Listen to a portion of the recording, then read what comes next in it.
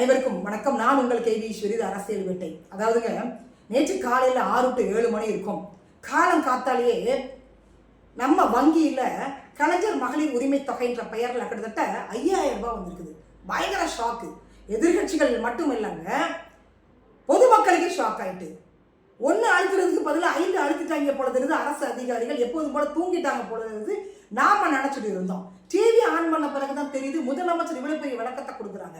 டினாமினேஷனோட விளக்கத்தை கொடுக்குறாங்க. 3000 ரூபாய் நாங்கள் எதுக்கு கொடுத்தோம், 2000 ரூபாய் நாங்கள் எதுக்கு கொடுத்தோம், இந்த அமௌண்ட் எல்லாம் முடக்கிறதுக்கு ஒன்றிய அரசு அடிமை கட்சி சதி செய்து அப்படின்ற ஒரு விளக்கத்தெல்லாம் அவங்க கொடுத்துருக்குறாங்க. பயங்கர ஷாக் ஆயிட்டு.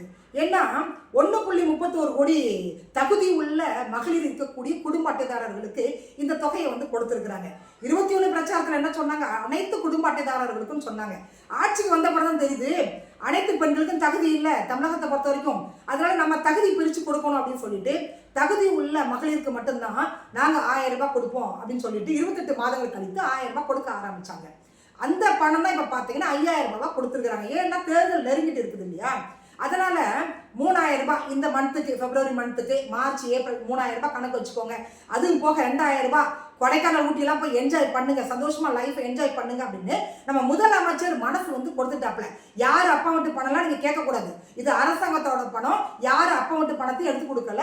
அரசாங்க பணம்னா என்ன அர்த்தம், நம்ம கட்டின வரி பணம் தாங்க இது. நம்ம கொடுத்த பணத்தையே நம்ம கிட்ட எடுத்து கொடுத்து அதற்கு ஒரு பெயர் வச்சாங்க பார்த்தீங்களா, அங்கதான் நிக்கிறாங்க டிஎம்கே.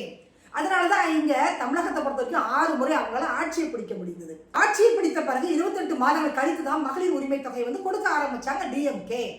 அப்ப இப்ப இந்த 3 மாதங்களுக்கு சேர்த்து 3000 ரூபாய் கொடுக்கக்கூடிய நீங்க ஏன் முன்னாடி உள்ள அந்த பேலன்ஸ் அமௌண்ட் 28000 இருக்கு இல்லையா, அதை சேர்த்து கொடுக்க வேண்டியதுன்ற ஒரு கேள்வியை நம்ம முன் வச்சுக்கோம் முதலமைச்சர் கிட்ட. அவங்க பதில் சொல்லுவாங்கன்றதை நாம எதிர்பார்க்கிறோம். அதே நேரத்தில் இந்த சிறப்பு கோடைக்கால தொகை 2000 ரூபாய் கொடுத்தாங்க இல்லையா, இதற்கு முன்னாடிலாம் ஏன் கோடைக்காலங்கள் வரலையான்ற ஒரு கேள்வி நமக்கு வருது. அதே மாதிரி பொங்கலுக்கு 3000 ரூபாய் கொடுத்தாங்க. லாஸ்ட் இயர் தான் பொங்கலுக்கு 3000 கொடுத்தாங்க. ஏன் அதற்கு முன்னாடிலாம் நீங்க பணம் கொடுக்கவே இல்லை, அப்பெல்லாம் பொங்கல் தமிழர்கள் கொண்டாடலையா அப்படின்ற ஒரு கேள்வி நமக்கு வருது. 5000 ரூபாய் டிஎம்கே கொடுத்த பிறகு எதிர்கட்சிகள் உட்பட நிறைய கட்சிகள் அவங்களுடைய விமர்சனத்தை முன் வச்சாங்க, கண்டனத்தை தெரிவிச்சாங்க. ஏற்கனவே 9 லட்சம் கோடிக்கு கடன்ல இருக்குது, நீங்க எப்படி 2000 ரூபாய் வாங்கி நீங்க கொடுத்தீங்க, அப்ப எந்த துறையிலிருந்து நீங்க எடுத்து கொடுத்தீங்க, எந்த நிதியிலிருந்து நீங்க எடுத்து கொடுத்தீங்க அப்படின்ற மாதிரி நிறைய கேள்விகள் உள்ள வருது. அதே மாதிரி தாங்க நம்முடைய எதிர்கட்சி தலைவரான அதிமுகவுடைய பொதுச் செயலாளரான திரு எடப்பாடி கே பழனிசாமி அவங்களும் அவங்களுடைய கண்டனத்தை தெரிவிச்சிருக்கிறாங்க. அதாவது திமுகவுக்கு தோல்வி பயம் விட்டது 2026. என்ன சொல்லி நீங்க மக்கள்கிட்ட ஓட்டு கேட்பீங்க, அதனாலதான் இந்த 5000 ரூபாய் கொடுத்து ஓட்டை ரிஜிஸ்டர் பண்ணி வச்சிருக்காங்கன்னு இபிஎஸ் ஒரு கண்டன அறிக்கை கொடுத்துருக்காங்க. அதே மாதிரி பொம்மை முதல்வரே ஒண்ணுமே செய்யலைங்க, 5000 ரூபாய் கொடுத்துட்டா ஓட்டு போடுவாங்கன்னு அவர் பகல் கனவு கண்டுட்டு இருக்கிறாரு. அதே மாதிரி இந்த டிஎம்கே ஆட்சி வந்த பிறகு 21 to 25 வரைக்கும் தமிழகத்துல விலைவாசி அந்த பட்டியலை அதிமுக ரொம்ப கிளியரா கொடுத்துருக்காங்க. விடியா ஆட்சி, உங்க வீட்டு பில்லே சாட்சின்ற பெயர்ல ரொம்ப கிளியரா பொதுமக்களுக்கு கொடுத்துருக்காங்க. ஸோ நீங்க தப்பிக்கவே முடியாது, ஓடவும் முடியாது, ஒழியவும் முடியாது. அதனால ஓட்டு போடுவாங்கன்னு அந்த எண்ணத்தையே நீங்க தூக்கி போடுங்கன்னு மிகப்பெரிய ஒரு கண்டன அறிக்கையை இன்னைக்கு இபிஎஸ் கொடுத்துருக்காங்க. அதே மாதிரி குலவிளக்கு திட்டத்தின் கீழ் 2000 ரூபாய் நாங்க தான் முதல்ல அனௌன்ஸ்மெண்ட் கொடுத்தோம். அதை அப்படியே ஸ்டிக்கர் ஒட்டி இன்னைக்கு மக்கள் மத்தியில அதை சொல்லியிருக்கிறாரு ஸ்டாலின். அப்ப ஒட்டுமொத்தமாக 2026 அவங்க ஆட்சி பிடிக்க மாட்டாங்கன்ற முடிவுக்கு அவர் வந்துட்டாரு. அதனாலதான் அவருக்கு தோல்வி பயம். என்ன சொல்லி வாக்கு கேட்க முடியும், அதனால பரவாயில்லங்க, எப்போதும் போல உங்க யுத்தி என்னங்க, கடைசி ஆயுதம் என்னங்க, இந்த 5000 ரூபாய் தான். அவங்க பணத்தால தான் அடிப்பாங்க மக்களை, அப்படிதான் ஆட்சியை பிடிச்சாங்க. அதே மாதிரிதான் இன்னைக்கு 5000 ரூபாய் தூக்கி வீசி இருக்கிறாங்க அப்படின்னு நம்முடைய இபிஎஸ் கண்டன அறிக்கையை வெளியிட்டு இருக்கிறாங்க. அதே நேரத்தில் சமூக வலைத்தளங்களில் பார்க்கும்போது நிறைய பெண்கள் கொதிச்சு வீடியோ போட்டுக்கிறாங்க. ஏங்க 1.31 கோடி குடும்ப அட்டைதாரர்கள் கொடுத்தீங்க, எங்களுக்குலாம் ஏன் கொடுக்கவே இல்லை, அந்த மகளிர் உரிமை தான் எங்களுக்கு வரவே இல்லை, இந்த 2000 எங்களுக்கு வரவே இல்லை, என்ன கணக்கு, அப்போ நாங்களாம் தமிழகத்தில் இல்லையா அப்படின்ற ஒரு கேள்வி அவங்க முன் வச்சுட்டாங்க. பாவம், உண்மையிலே எனக்கு வருத்தமாக இருக்கு அந்த வீடியோக்கெல்லாம் பார்க்கும் பொழுது. அதே மாதிரி 1.31 கோடி ரூபாய் இன்று 2000 கணக்கு போடுங்க நீங்க. அந்த அமௌண்ட்டுக்கு தமிழ்நாட்டில் ஏன் தொழிற்சாலையை நீங்க நிரூபிக்க கூடாது? 5.5 லட்சம் பேருக்கு அரசு வேலை தரேன்னு சொன்னீங்கன்னா அந்த வேலை என்ன ஆச்சு? இன்னைக்கு தூய்மை பணியாளர்கள் உட்பட நிறைய பேர் பணி நிரந்தரம் கேட்டு போராடுறாங்க, ஊதிய உயர்வு கேட்டு போராடுறாங்க. அவங்களுக்கெல்லாம் பணி நிரந்தரம் பண்ணாம ஊதிய உயர்வு கொடுக்காம இந்த 2000 ரூபாய் மக்களுக்கு கொடுக்குறீங்க அப்படின்னா என்ன அர்த்தம்? ஓட்டுக்கு 2000 ரூபாய் பட்ட பகல்ல தேர்தல் ஆணையம் முன்னாடியே கண் முன்னாடியே கொடுத்துருக்கிறீங்க. அப்படிதான் நாம எடுத்துக்கணும். இந்த பணம் அப்படிதான் வந்திருக்கு. அதனாலதான் காலம் காத்தாலேயே இந்த விஷயத்தை அப்படி கசிய விடாம ரகசியமா வந்து 5000 ரூபாய் போட்டுக்கிறாங்க. அதே நாள்ல நீங்க பாத்தீங்க அப்படின்னா சென்ட்ரல் ரிசர்வ் பேங்க்ல கிட்டத்தட்ட 4000 கோடி வந்து தமிழக அரசு கடன் வாங்கியிருக்குதா ஒரு செய்தி வருது. அதையும் தாண்டி இந்த 2000 ரூபாய் எப்படி கொடுக்கப்பட்டது அப்படின்ற ஒரு கேள்வி உங்களுக்கு வந்துச்சுன்னா அதற்கான இன்னொரு விடயத்தை நான் சொல்றேங்க.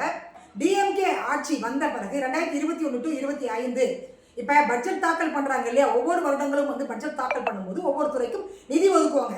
அதே மாதிரி தமிழகத்தை பொறுத்த வரைக்கும் டிஎம்கே அரசாங்கம் வந்த பிறகு 2021 to 2025 வரைக்கும் ஆதி திராவிட துணை திட்டத்திற்காக 87,664 கோடி ரூபாய் ஒதுக்கி இருக்கிறாங்க.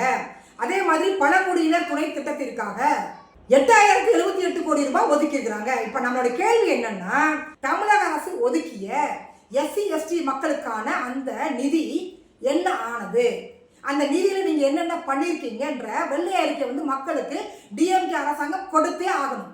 டிஎம்கே ஆட்சிக்கு வந்த பிறகு 28 மாதங்கள் கழித்து தான் கொடுக்க ஆரம்பிச்சாங்க மகளிர் உரிமை தொகை 1000 ரூபாய் கொடுக்க ஆரம்பிச்சாங்க. அந்த 1000 ரூபாய் எதுல இருந்து எடுத்து கொடுத்தாங்க, அந்த கேள்விக்கு இது வரைக்கும் தமிழக அரசு பதிலே சொல்லவே இல்லை.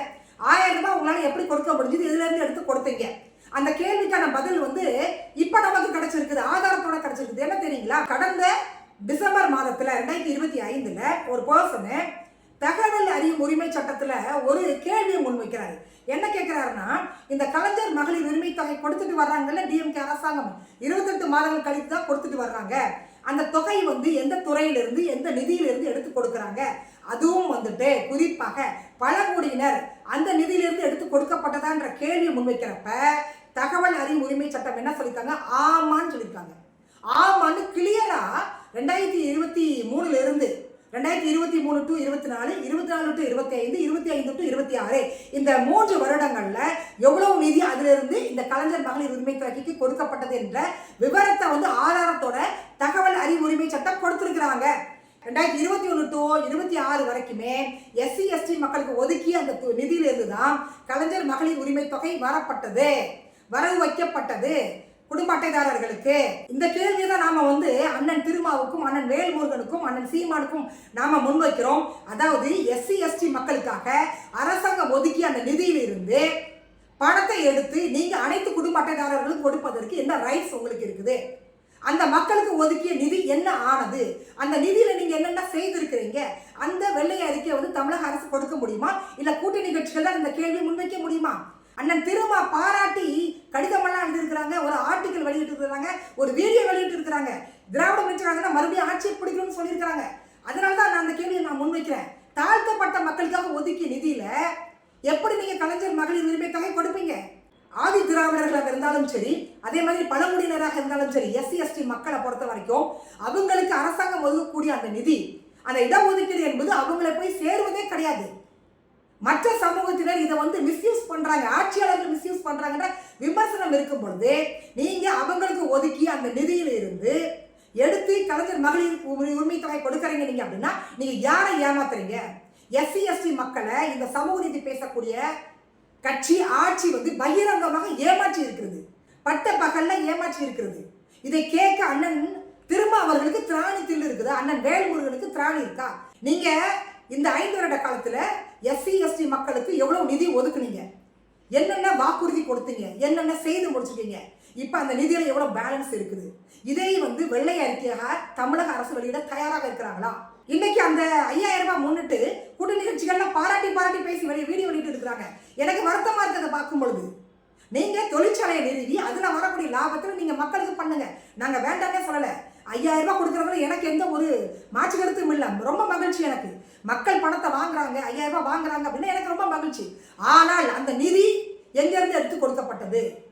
SC/ST மக்களை வஞ்சித்து மற்ற மக்களை வந்து சமாதானப்படுத்தி அவங்கள வந்து சந்தோஷப்படுத்தி ஓட்டை வாங்கக்கூடிய ஒரு வேலையை இன்னைக்கு டிஎம்கே பண்றாங்கன்னா இது யாருக்கு செய்த துரோகம்? இதை கேட்பதற்கு அண்ணன் திருமா உட்பட, கம்யூனிஸ்ட் கட்சி உட்பட, காங்கிரஸ் உட்பட எந்த கட்சிக்குமே அந்த தில்லு கிடையாது, திராணியும் கிடையாது, தகுதியும் இல்லை. யாருக்காக ஒதுக்கப்பட்ட நிதி அது? இந்த 5 வருடங்கள்ல நீங்க என்ன பண்ணீங்க SC/ST மக்களுக்கு? இன்னைக்கே வந்து அவங்க பாதிக்கப்பட்டு இருக்கிறாங்க. இடஒதுக்கீடு அவங்களுக்கு போய் சேருதா? அதை அவங்க கரெக்டா பயன்படுத்துறாங்களா? பாதிக்கப்பட்டவங்களுக்கு போய் சேருதா? அதுதான் நம்மளோட கேள்வி. கேட்டா சமூக நீதி பேசக்கூடிய கட்சி ஆட்சின்றீங்க, பாதிக்கப்பட்ட மக்களுக்காக ஒதுக்கி நிதியிலிருந்து நீங்க எடுத்து கொடுத்துருக்கீங்க. ஆனால் பொருளாதார வளர்ச்சியில தமிழ்நாடு ஃபர்ஸ்ட், இந்தியாவிலேயே ஃபர்ஸ்ட் மாநிலம் அப்படின்றாங்க. அப்போ அதற்கான அமௌண்ட் எல்லாம் எங்க? எவ்வளோ தொழிற்சாலை நிறுவனங்க, பொருளாதாரம் எந்த அளவுக்கு வளர்ச்சி அடைஞ்சிருக்குது? அப்போ ஏன் இந்த துறையிலேருந்து நீங்கள் நிதி எடுத்து கொடுத்தீங்க நீங்கள்? ஸோ இதைத்தான் வந்து கண்டிச்சு நம்மளுடைய இபிஎஸ் வந்து அறிக்கை கொடுத்துருக்காங்க. உங்களுடைய கமெண்ட் என்னன்றது நீங்கள் பதிவு பண்ணுங்க. மீண்டும் சந்திக்கலாம். நன்றி, வணக்கம்.